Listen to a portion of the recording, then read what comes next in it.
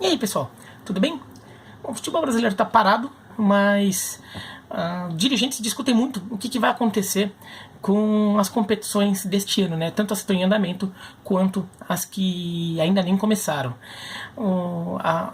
Notícias chegam toda hora e muita coisa pode mudar a partir do momento em que essa paralisação vai se prolongando e vai se percebendo que vai ser difícil conseguir jogar tudo o que estava previsto, mas o desejo dos jogadores, dirigentes, tudo é tentar jogar tudo o que estava previsto, ou seja, completar os estaduais e completar Libertadores, Sul-Americana, Copa do Brasil e jogar Campeonato Brasileiro inteirinho. Tá? Mas dentro desse contexto aí já tem alguns planos B sendo definidos. Né? Teve a questão também das férias concedidas aos jogadores, fiz um vídeo aqui sobre isso, que essas férias, apontei aqui que vai aparecer aqui no final deste vídeo, tá? Não agora, no final deste vídeo aparece o link para aquele vídeo. Que as férias, justamente para tentar ganhar tempo, para poder jogar dezembro e prolongar um pouco o período de atividade, né, da temporada e ganhar datas. Né? Mas já se imagina que talvez planos C, planos D tenham de ser acionados. Né? Pelas notícias que chegam, há uma vontade de manter o Brasil no calendário atual, no calendário solar, que é como é chamado, né, o calendário de janeiro a dezembro, de não adotar o calendário europeu, tá? De não aproveitar o fato do brasileiro ter início eventualmente no segundo semestre, e daí já vai até maio, e daí o Brasil já adotou o calendário europeu. Isso por enquanto não está com força nas discussões. Se acabar acontecendo, vai ser uma surpresa, pelo menos vai ser por uma mudança muito radical no cenário das competições. Então a tendência é que isso aconteça. Outra tendência é que vão tentar jogar o brasileiro com 38 jogos, sim, sobretudo por pressão das televisões, porque as televisões, que no caso é Globo e Turner, vão querer fazer valer todo o dinheiro que eles estão pagando aos clubes para transmitir o Campeonato Brasileiro. Eles vão querer 38 rodadas, né? Sobretudo por causa do pay-per-view também, né? Porque senão o assinante do pay-per-view também vai querer 38 rodadas para ele ver os jogos que ele está pagando. Ele não vai querer menos jogo. Então a Globo, no caso do pay-per-view, a Globo, né? Mas a Globo e a Turner no geral preferem um campeonato com 38 clubes, não querem sacrificar o brasileiro em nome de preservar datas de estaduais. E o que vai acontecer com os estaduais que não foram encerrados ainda é uma incógnita. Isso ainda está em aberto, a gente ainda não sabe, até porque tem uma questão dos contratos dos jogadores, que muitos clubes estavam jogando os estaduais com contratos válidos até o final do estadual, e agora, como o calendário vai avançar para mais desse período das finais dos estaduais, esses jogadores não poderiam defender seu clube na retomada ou na reta final. Então isso é uma questão que ainda tem que ser discutida, tá? Agora, sobre o mata-mata, né? Por enquanto, então, está descartado adotar o mata-mata no brasileiro, porque os canais de TV principalmente querem 38 rodadas. Tá? Então está descartado. E mesmo entre os clubes não é uma questão muito clara. Tem clubes que querem 38 rodadas, mas alguns já jogaram ali na imprensa, principalmente, que não seria uma má ideia pensar em mata-mata. Né? Então vamos discutir a questão do mata-mata. Aqui eu não vou discutir o conceito de que se você prefere o mata-mata ou os pontos corridos, porque isso é uma questão de preferência pessoal, de gosto pessoal. Então o meu gosto não vale mais que o seu gosto. Se nós tivermos o mesmo gosto, legal. Se cada um gostar de uma coisa diferente, não faz diferença também, é questão de gosto. Eu tenho direito ao meu, você tem direito ao ter o seu diferente do meu, e um não vale mais do que o outro, tá? Então não vou discutir a questão de que é mais legal, tá? Até porque muitos desses argumentos você já conhece. O mata-mata é mais emocionante, os pontos corridos são mais justos, os pontos corridos têm a vantagem de você conseguir prever, se dá rodada para todo mundo joga até o final, e o mata-mata você aumenta a imprevisibilidade do campeonato, você aumenta as chances de um time diferente ser campeão. Né? Então, não sei se são os argumentos mais básicos ali. Você pode ter opinião que se tiver em cima e quiser entrar em cima deles, é um direito total seu. A questão é, se o Brasil for adotar o mata-mata, se isso acabar acontecendo por algum motivo este ano, ou na verdade não só para este ano, porque este ano seria uma coisa emergencial, mas se o Brasil adotar o mata-mata para sempre, tá? Se for para o Brasil realmente voltar a ter o mata-mata, que cuidado deveria ter ser, tá? Eu não sou a favor do mata-mata, tá? Eu até gosto de torneios de mata-mata, mas eu prefiro que o campeonato brasileiro, o principal, seja de pontos corridos, tá? Eu não sou super radical nessa ideia. Eu prefiro só, tá? Eu não acho que tem que estrangular quem é contra, sabe? Aquela coisa, traidor da pátria. Não acho isso. Eu gosto mais dos pontos corridos, mas não sou radical mesmo. Dependendo do modelo, até aceitaria conversar. Mas assim, se for pro Brasil acabar adotando o mata-mata, que teria que ser considerado? Porque não é só mudar o regulamento. Esse é o problema. A gente tem que lembrar por que o mata-mata deixou de existir, as questões que tinham por trás disso, né? Bom, primeiro tem a questão agora da Lei Pelé que diz que os clubes têm que ter a previsão de calendário por ano inteiro. Isso é importante, né? Mas não é só por causa dessa questão legal. Porque quando havia o mata-mata, existia uma chiadeira muito grande pedindo a adoção dos pontos corridos. Os pontos corridos não foram adotados por uma canetada ali porque o Ricardo Teixeira na época quis. Teve votação entre os clubes votaram a favor do mata-mata, dos pontos corridos na época. Foi uma questão grande. A TV na época queria o mata-mata, a Globo na época queria o mata-mata, mas porque também ela não tinha o pay-per-view como uma fonte de renda relevante ali, né? Então a Globo pensava basicamente na audiência dela nas transmissões de quarta e domingo. Mas qual que era o cenário? Né? O mata-mata teve vários regulamentos. O Brasil quase nunca repetiu o regulamento pensando no Campeonato Brasileiro da era clássica, né? Tradicional, que é de 71 para cá, considerando aquela conta mais antiga que tinha, sem contar a unificação dos títulos de 71 para 2002, o Brasil nunca tinha repetido o regulamento do Campeonato Brasileiro. Quando repetiu, as poucas vezes que repetiu, na verdade repetiu, mas diminuindo, teve mudança na quantidade de clubes, então não foi 100% repetido. Por exemplo, de 98 para 99, assim. Então, o Campeonato Brasileiro sempre adotou um monte de regulamento bizarro, tá? Tinha regulamento que o time em setembro já estava fora do campeonato e já não jogava mais. Tinha os regulamentos mais dos anos 90, assim, em geral, os times jogavam mais perto do fim do ano, até novembro, ali em dezembro, que fazia mata-mata. Mas qual que eram os problemas? O problema é que os times que já eram eliminados muito cedo e acabavam ficando um mês e meio sem jogos, e daí eles tinham dificuldades de pagar os salários dos seus jogadores e as suas contas em geral. E naquela época os clubes já tinham problemas que tem hoje para pagar suas contas. E isso acabava piorando a situação, né? E até tinha brincadeira que quando um time estava classificado e o rival estava eliminado, falava que o rival estava na Copa Ryder, que era de férias para os seus pés, aquelas coisas, né? Isso é uma questão. A segunda questão é que os times que já estavam classificados com muita antecedência, não é que largavam mão, mas relaxavam demais nas últimas rodadas da fase de classificação, e acabava até desmobilizando um pouco a torcida, tudo, acabava não atraindo muito público.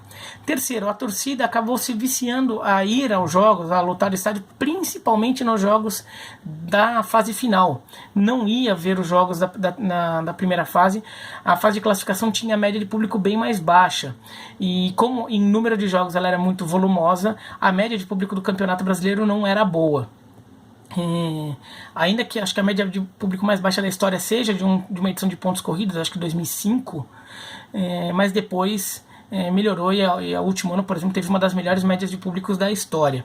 Então isso não pode ser ignorado, que o público não gostava muito da fase de classificação, era um negócio meio arrastado, né? Então, se o Brasil for adotar o mata-mata, tem que considerar essas várias coisas, para que não repita os erros do passado e não se aprenda com o que aconteceu, né? Por exemplo, coisas que poderiam ser mudadas aí se o Brasil for adotar o mata-mata.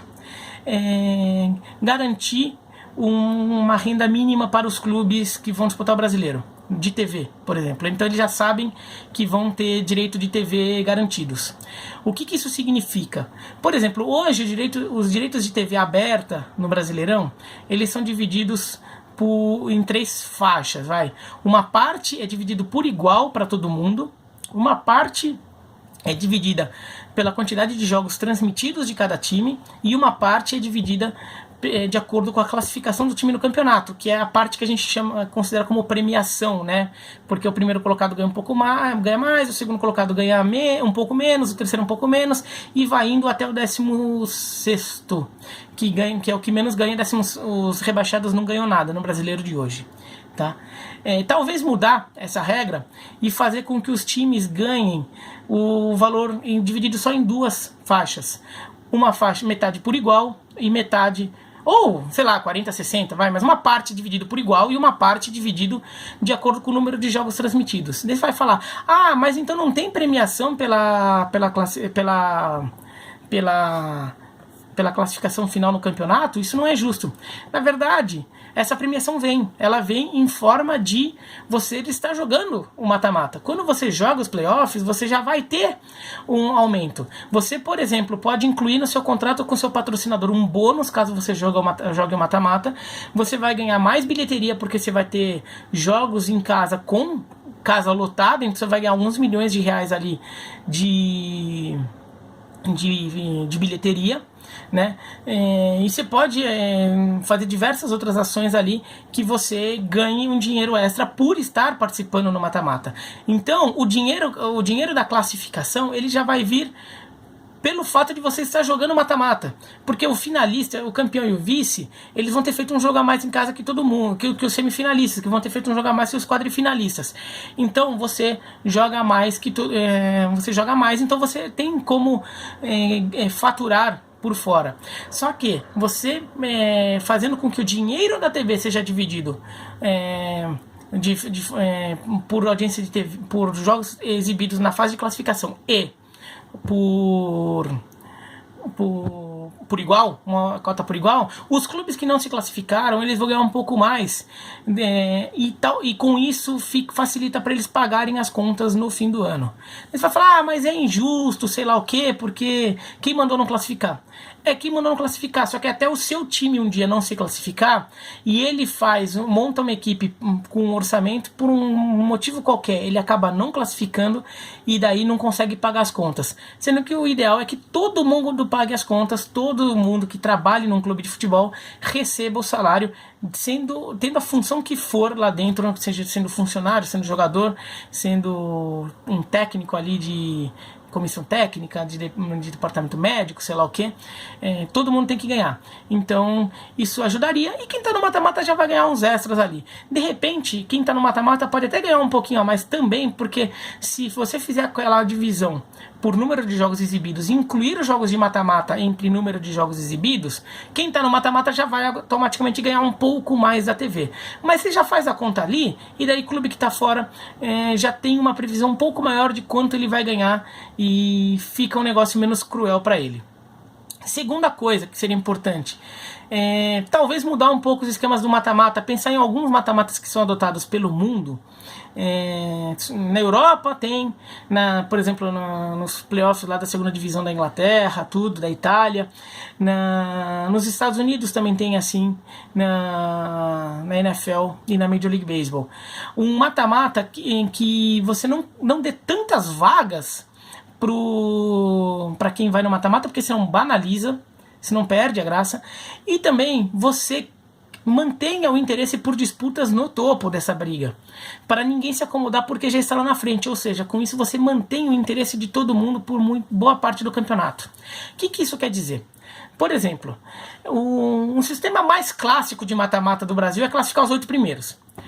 Não importa se o campeonato tem 20, 22, 24 times, você joga lá, o que acontecia? Você jogava lá em um turno único, classificava os 8 primeiros. 8 times é muita coisa. Num campeonato de 20, como é o atual, 8 clubes, é quase metade dos times estão indo para o mata-mata.